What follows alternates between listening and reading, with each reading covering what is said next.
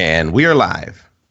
Good morning, good evening, good afternoon, wherever the heck in the world you are. It's the one and only V, the Gorilla Economist, coming to you live with my main man, El Cuco, a.k.a. CJ, working the airways in the background, making sure that the dilithium crystals are on full charge and that the flux capacitors are working flawlessly. We have with us a special guest today. We have none other than Rick Trojan, and he is on the Hemp Road Trip Intel. This guy is amazing. Rick's a business owner and a hemp farmer in Colorado. He's a passionate advocate and activist for the industry and an advisor to several companies dealing with both the high and low THC sides of the plant. In an effort to educate the public, because god darn, we all need some education in this, so the way we want to break some paradigms here. And he educates the public and he lobbies to change the federal legislation which prohibits the cultivation of hemp. Rick initiated the Hemp Road Trip and drove a biodiesel bus on 4 nationwide tours. He's visited 48 states, Washington, D.C., and Puerto Rico, as well as the European Union, and has spoken with a large number of CEOs, educators, researchers, and legislators all along the way. Rick's active in many hemp industry leading organizations as board vice president of the Industrial Hemp Research Foundation and board member of the Vote Hemp lobbying organization, board member of the Hemp Industries Association and the Colorado Hemp Industries Association, and business advisor to the National Hemp Association, bringing his extensive business experience and access to global cannabis networks. His websites are hemproadtrip.com. That's where you can find him. He also has a YouTube channel, and his Twitter handle is hemp at the Hemp Road Trip. Also check out Hemp Road Trip on Facebook. So without further ado, I mean, this guy is basically the best of the best we can get on in terms of experience. Man, Rick, you talk about extensive here. You're everywhere, bro, in this industry. Yeah, well, it's a growing industry, and we need help. We need help pretty much everywhere, right? So there's a lot to be done for sure. Absolutely, man, and we will do a long ways to help you because hemp freedom has everything to do with individual freedom. It really comes down to who the hell has the right over their bodies. Is it going to be us or the damn state? And that's the fundamental core of it, not to mention all the positive medical benefits that hemp produces. So it's vital that we get behind this fight. Absolutely. Absolutely. So CJ, I'll hand it over to you, my man, and you go ahead and lead us through all these litany of questions that you have for Rick. And I'll chime in here and there. Yeah, absolutely. Rick, thank you so much for joining us today. I'm just absolutely ecstatic to have you on, excited for your upcoming documentary. And, I always like to ask, just for our fans so that they understand, is that how did you get started in the hemp industry? Well, a couple of years ago, I had a software company, and I was in the healthcare sector, and I had a software company. We did patient intake, essentially, in response to the Recovery Act, the Medical Records Recovery Act. And I'd sold that, and I wanted to, remain in Colorado. I was traveling everywhere, and I thought, what could keep me in Colorado? And so what I thought was cannabis. So I started a medical edibles company. This was years ago, and then ended up traveling to Germany. I used to live overseas, so I traveled there to kind of, do a 10-year reunion. Ended up getting super sick in response to some prescription medication that I was taking. Ended up in the hospital for about a month in intensive care. And really, it was there that I started to learn. I said, well, since I own a medical marijuana company, I might start learning about cannabis and what, all the things that it's about. I really didn't know too much about it, to be honest, but found out about industrial hemp and then realized, holy cow, not everyone necessarily needs or wants, medical cannabis, but everyone can use industrial hemp, whether you're using plastics or paper or clothing or, really almost anything. So got super excited about it, passionate about it. Thankfully, made it out of Germany alive and ended up getting with a group and starting a hemp farm here in Colorado. We were the largest hemp farm for the first 2 years. And now I think we have over 1,500 acres of industrial cannabis, mainly for grain and for food. And we also do some CBD. So really got the good fortune of getting with a good group of people and some 5th generation farmers that have the farms up in Northeast Colorado, and it's really been a great ride. Yeah, that's amazing, and I think it's important. I watched some of your interviews. I watched some of the trailer for the Hemp Road Trip, and you point out just so much information. I don't even think in 1 hour there's enough to cover the litany of different topics and everything is regarding hemp, regarding the industrial applications that are there. But one of the things I think that you talk about that really I think resonated with me is speaking about hemp itself and the soil and its usage. Could you share with our listeners? I know you could probably talk about it just in a numerous different ways, but let's talk about hemp and just from an agricultural standpoint, the benefit of hemp.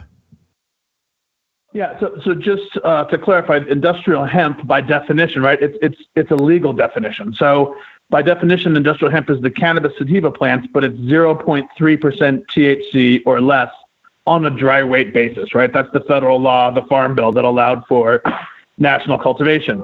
What that means is there's zero chance that you will have a psychoactive effect from the industrial side of the crop, right? So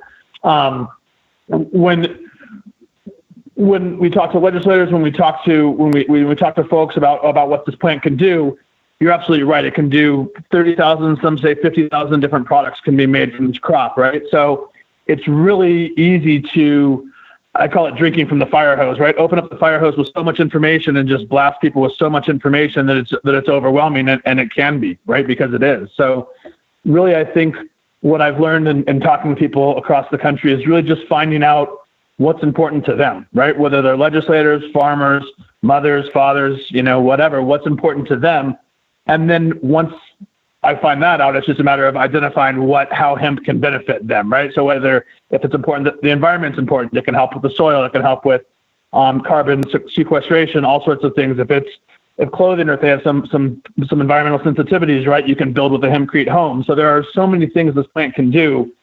It's a delicate dance, I think, to just make sure that we don't, as educators, overwhelm people with information, because it's super easy to do that because there's so much information, right? Right. So making sure that we communicate in a straightforward and truthful and accurate way about what this plant can do, and the history of misinformation and propaganda really helps people become aware, and then they're on their own journey, right, of going down the rabbit hole, I call it, of it can do what, it can do this, it can do that, and it just gets to be super, super incredible and obviously super, super exciting. Yeah, absolutely. 1,000%. And in terms of the Hemp Road Trip, because I know you've been doing a lot of traveling, I watched some of the videos and everything. What inspired you to do that, Rick? So when we first started the farm in 2014, I believe, we were making CBD, right, dietary supplement from the cannabis plant, and I couldn't legally take that CBD that we grew here in Colorado and sell it to my friends in Kansas or in California, or really anywhere outside the state lines, because there was potential that they thought it was not federally legal to transport domestically grown industrial hemp across state lines at the time, or there was a gray area. So, but my friend down the street literally could buy the same CBD from Denmark, right, or Germany or overseas, and make the same formulation if you wanted to, and sell it nationwide, right? So it is a stupid law, and it was a disadvantage to the American farmer and the American industry. And so I looked at the law and I said, well, what's it going to take to change this so we can sell our stuff nationwide like regular American farmers?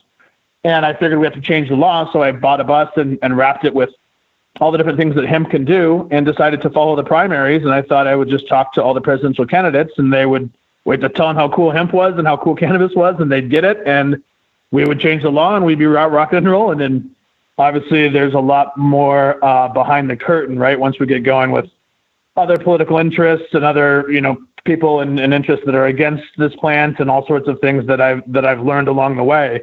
So that's really what inspired me, is my I guess ambition and naivete that I could just change the laws with a driver on the country for a few months. And so we're now 2 years into it, 48 states and a couple countries later, and still fighting the fight. So we'll keep at it until we get what is right, and that's the end of the prohibition. Yeah, absolutely. And I think that's where I like to focus a lot of the conversation, is just in regards to the prohibition, the disconnect that is still there. I'm sure that throughout the states that you visited, you probably experienced quite a bit of that, part of the resistance about, the reefer madness and everything else associated with this natural plant. Yeah, I mean, one of my the first day on the bus, right? I get this bus. I kind of, we're going to see, I think it was Hillary Clinton that day in Iowa, the caucuses, a couple days before the caucuses. And the bus, of course, breaks down. The struts or something goes wrong on the first bus. I'm there with three people I really don't know. We've kind of come together. Turned out to be an amazing crew, and it was a great journey, obviously. But we got to take the bus in to get repaired. We go to this tractor trailer place. I meet this farmer who, overalls, Iowa farmer, kind of what you would picture in the movies. We start chatting. I go to shake his hand, and I go, "Yeah, I have a hemp farm in Colorado." And he refused to shake my hand, and he goes, "Oh, I can't shake your hand. I have a commercial driver's license." Essentially saying that if he shook my hand, he would pop for a drug test and he would lose his license. Yeah. What a moron. This was literally, guys, this is person number one that I've engaged, right, in this journey across the country. And it starts off as he doesn't want to touch my hand because he thinks I'm like bleeding drugs or like, off-gassing drugs, right? Is this like the 1980s with AIDS? I mean, jeez. Yeah, it was super. I mean, this is 2016, right? January of last year, 16. So I was like, okay. So we sat down, of course we have to wait for our vehicles to get repaired. We sit down, we start talking about corn ethanol versus hemp as an ethanol product, and hemp essentially is twice as much production per acre, blah, blah, blah. We start talking about, and of course, this farmer is super intelligent, as most farmers are. Newest stuff about ethanol and corn and the fact that corn, they were getting slaughtered, farmers were getting slaughtered economically with the prices of corn.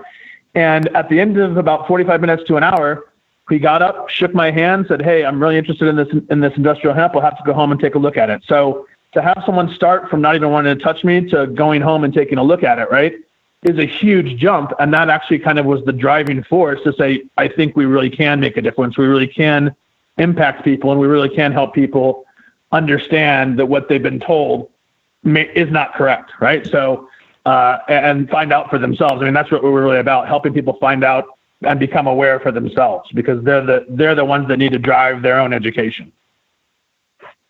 We just get started. Yeah, absolutely. And I think that's so important. Now, I want to go ahead and specifically talk about my state and where I live, and in part, that's Indiana. Indiana is for the most part, a very conservative state. But recently, we had Attorney General from national level, Jeff Sessions, came through, and obviously there's a lot of controversy, a lot of concern in regards to Jeff Sessions. And, for the most part, the federal government has passed certain, legislation telling them not to pursue through the DEA states that have legalized. What are any thoughts or concerns regarding Jeff Sessions? I think Jeff Sessions may have been around and been a page when they wrote the original Marijuana Tax Act back in 1937. I think he's that ingrained with his antiquated beliefs and perspectives on this plant. I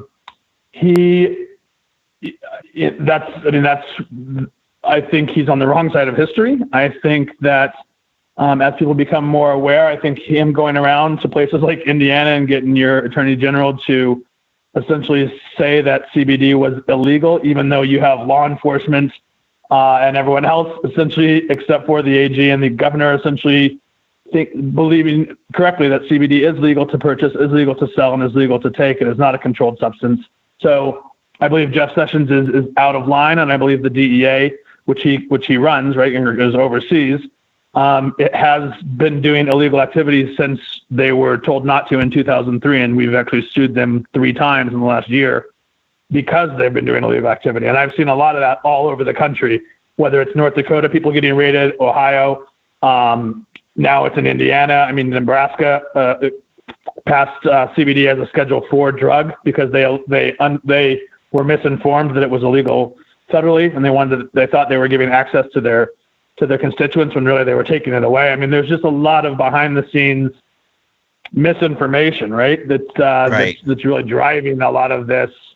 And a lot of fear, right? People, they're these entities that are against this plant are are using fear as a pretty useful tool to scare people. But in reality, more people die from alcohol, more people die from peanut reactions than from cannabis. I mean, it's physically impossible to overdose from CBD or THC for that matter, from any cannabinoid. So there's all these scare tactics when in reality, when people understand what it is and what it isn't, it's not lethal, right? It's completely safe, and it's completely natural. And so there's just a lot of fear and a lot of, frankly, illegal activity going on from law enforcement and others. That's I think they just need to be educated. I don't think all law enforcement wants, I think law enforcement is starting to understand, but I think they need to be educated just like everyone else.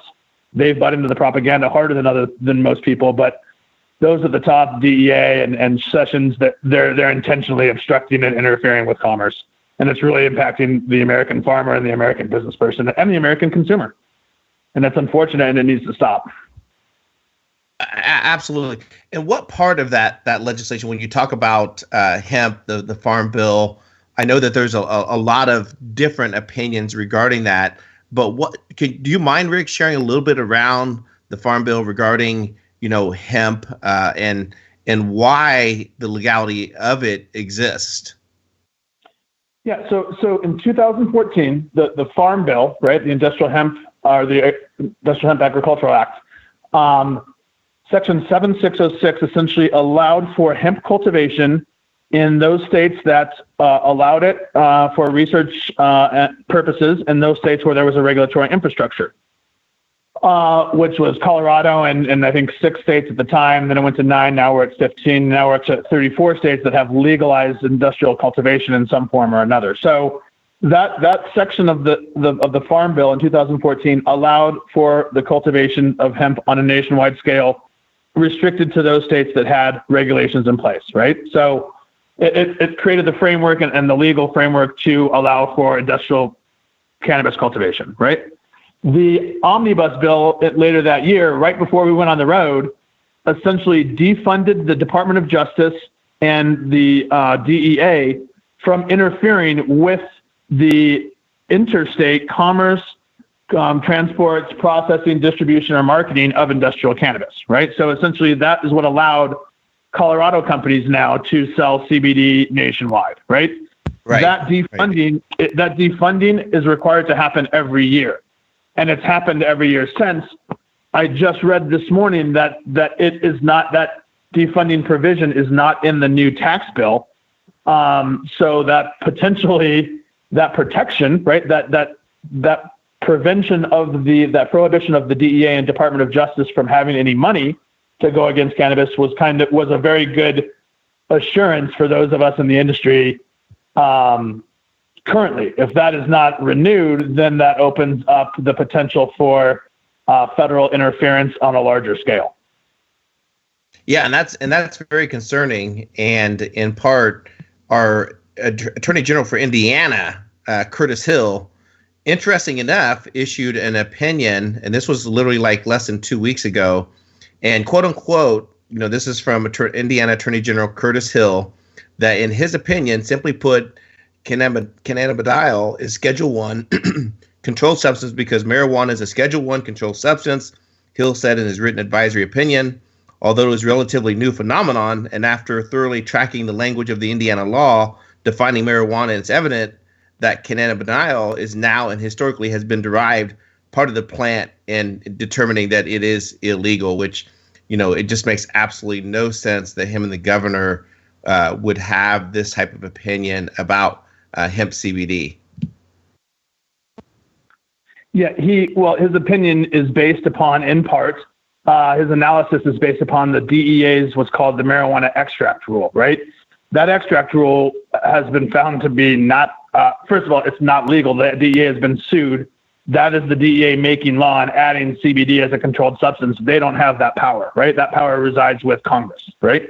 So the DEA is arbitrarily, they don't make law. They're an enforcement arm, right? So they're trying to make law with this extract rule, which they've been sued in the Ninth Circuit Court, and mediations are underway. They know they're in the wrong, right? This is essentially, they're using this extract rule. Indiana used it. The DEA sent this to the Bismarck Police Department. When we were actually there 2 days after, or the day after, this woman's store got raided by the Bismarck police, and they told her same thing, that CBD is a controlled substance and the Schedule I drug.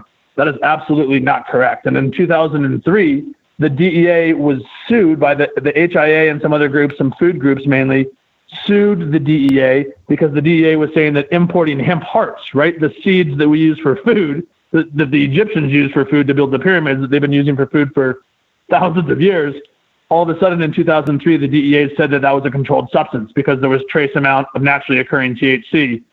The Ninth Circuit Court found in our favor, in HIA's favor, and the DEA is still relying on 2003 on information prior to that decision. So they've been sued for not abiding by that decision as well. So what your AG, your Attorney General, is basing his incorrect legal analysis on is an actually illegal extract rule by the DEA. So it's his analysis is based on something that's not legal in the first place. So it's junk. This analysis is actually junk from my perspective, and it's not, and it's incorrect. It's completely incorrect. Right, and that's great insight. Never been a controlled substance.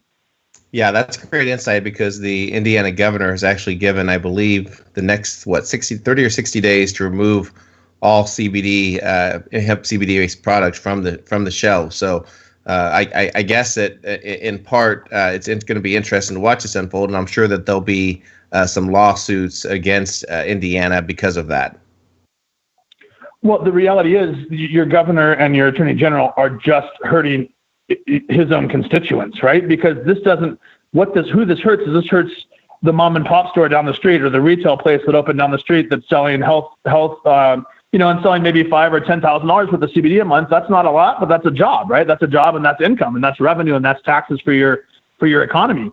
I sure as heck didn't see him saying that they can't go to Walmart.com and buy CBD on Walmart.com and have it shipped in, right? It's focused specifically on your retailers in your own state. So it's a specifically economic detrimental decision. And Indianans will still be able to get CBD online, right? They can still go to Walmart. There was nothing in there prohibiting Walmart, God forbid, right, from selling CBD to Indianans. But it's definitely prohibiting Indianans from selling CBD to Indianans, which only hurts your own state, and it's a short-sighted and misguided decision. And I also would say illegal. Right. Absolutely.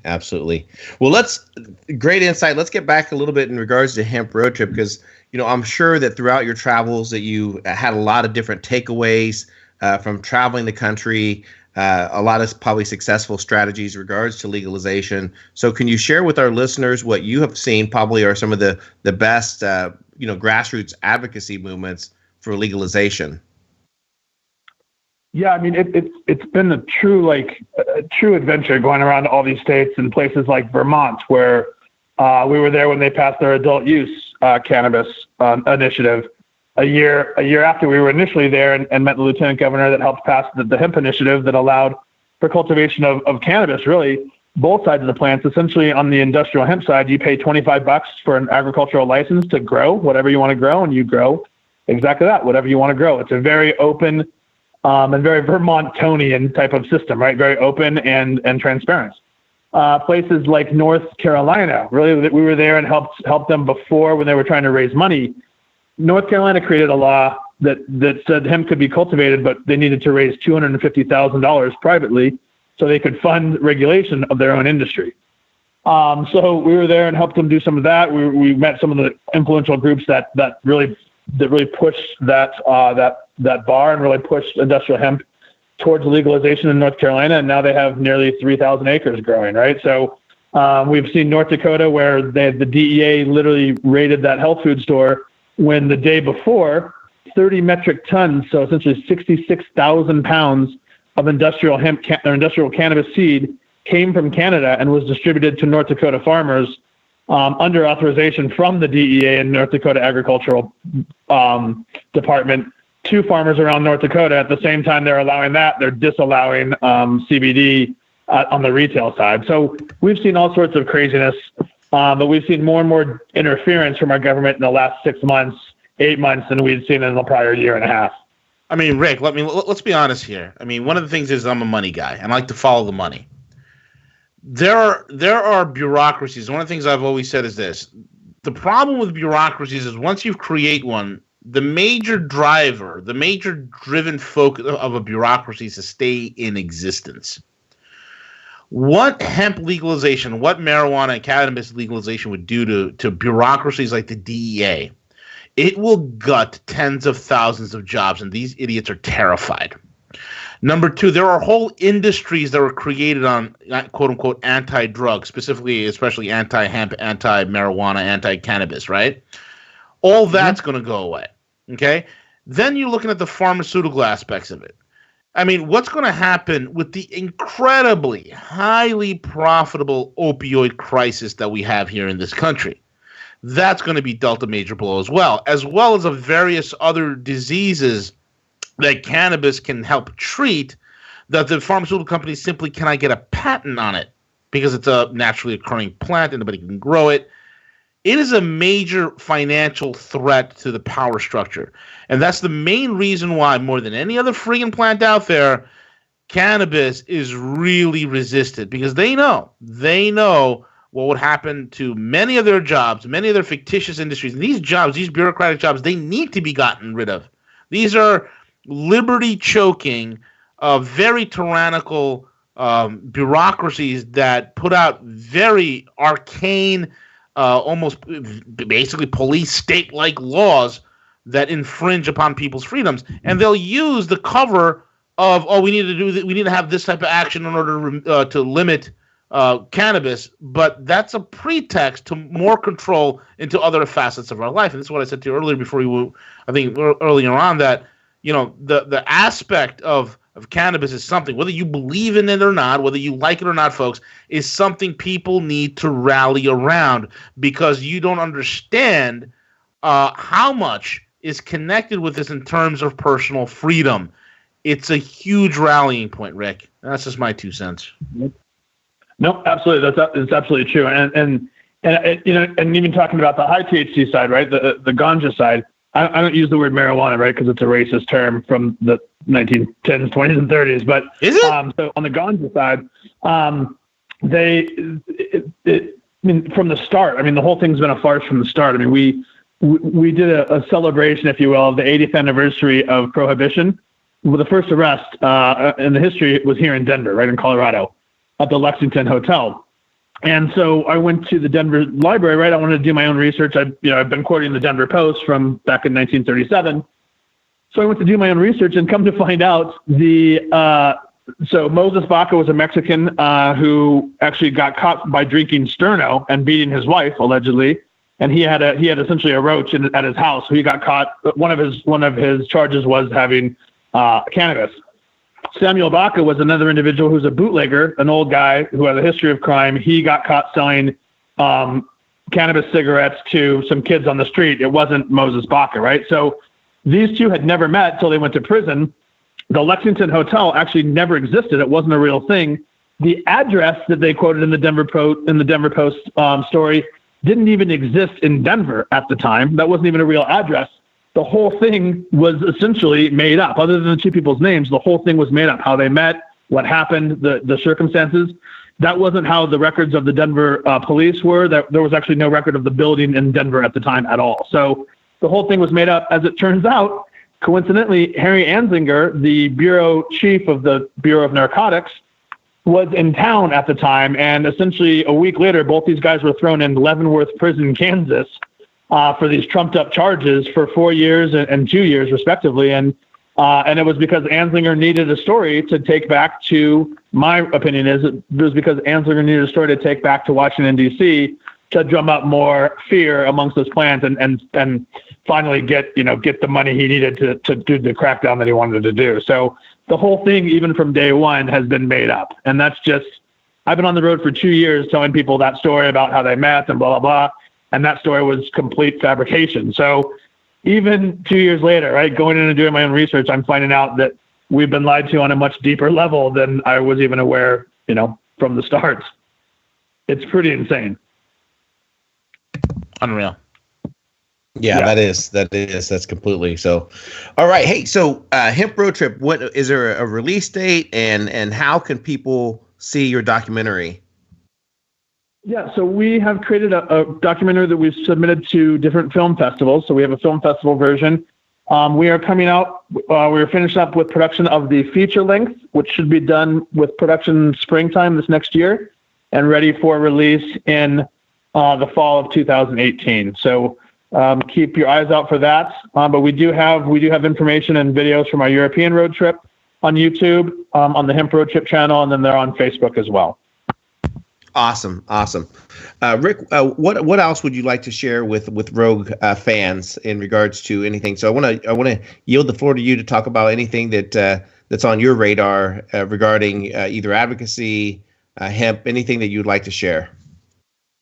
Yeah, I mean, I think the reality is we're all on what I call the cannabis spectrum, right? From as a result of propaganda and misinformation from all sorts of sources for 80 years. We're led to believe, or we start off believing, this is it's a devil's weed, it's a drug, it's dangerous, right? It causes insanity, all sorts of things that we're led to believe that I grew up believing, right? Until I really started to educate myself about this plant, right? About cannabis in general, then I found out all the benefits that come from this, all the things that it can do, but then also all the industries, like you said, that are against it, right? The pharmaceuticals, the alcohol, the police unions, the prisons, right? All these for-profit industries, their profits will be impacted, right? So I can see why there's a lot of pushback, but the reality is this plant can do so much for us in a non-toxic way that as you educate yourself, you move farther along the cannabis spectrum from this is the devil's plant to, oh my gosh, this is absolutely amazing. Why aren't we doing this everywhere? And then hopefully buying a bus and joining me on the road and helping educate people, right? So just helping move across that cannabis spectrum from the side that it's the worst thing ever to, it's a pretty fantastic option for us as a society, is really what I would just urge people to do. Just educate themselves and educate others. Yeah, absolutely. Humanity owes you a big thank you, Rick, because of all your efforts, your advocacy, everything that you're doing to contribute for this community. It's just so important right now when you think of industries, whether it's you think of health, everything that's related to it. So if you could do me a favor, Rick, if you want to share your website, your social handles one more time, how people can learn more about yourself and the Hemp Road Trip. Yeah, absolutely. And thanks for having me. I appreciate this opportunity. It's great to reach out to you and your fans and share what we're doing. So we're going to be doing a 2018 tour and selecting 8 locations across the U.S. for the road trip to go. So we'll have that up on our website, which is hemproadtrip.com. We'll have submissions there. We'll have an expanded education section. We're redoing the website actually this month. So hemproadtrip.com is our website. Our Facebook is just Hemp Road Trip. Twitter is @Hemp Road Trip, and our Instagram is Hemp Road Trip. So we're lucky enough to get consistency across all those platforms. And please take a look at what we're doing. Shoot us information if you have ideas or places for us to go, or even want to come on the road trip with us next year. We're going to be taking some special guests on the road with us. So get engaged and take a look at the website and our Twitter and share with your friends. Absolutely. Rick, thank you so much for being on. Siege, anything else you want to say? And Rick? No, just, great. I really appreciate your time today, Rick. Yeah, same here. Thanks, guys. We appreciate it. Have a great one, buddy. Take care. And CJ, take it away.